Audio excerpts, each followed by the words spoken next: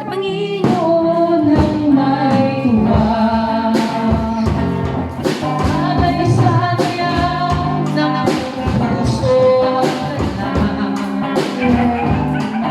at dapat namang ibalik sa Kanya ang lahat. Pagpupuri at kataalan ng dakilang likha.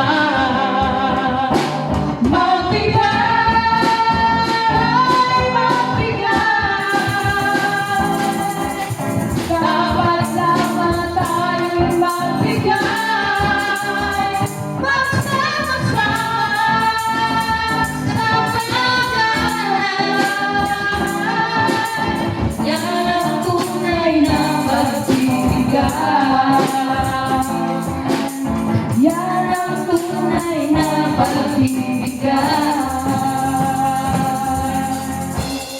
Praise God, manalangin po tayo. Praise God, Panginoon, maraming salamat, O God, sa handog ng iyong mga anak, O God, financially, O God. Pagpalain mo, Panginoon, ang bawat pamilya, O Lord God.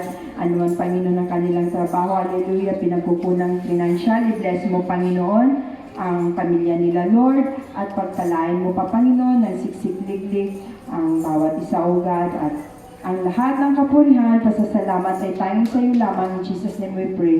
Amen. Praise God. Thank you, Jesus. Thank you, Jesus. Bago po tayo makikinig ng salita ng ating Panginoon, baka meron pong isa pong magbibigay ng handog na awitin para sa ating Panginoon. God bless you.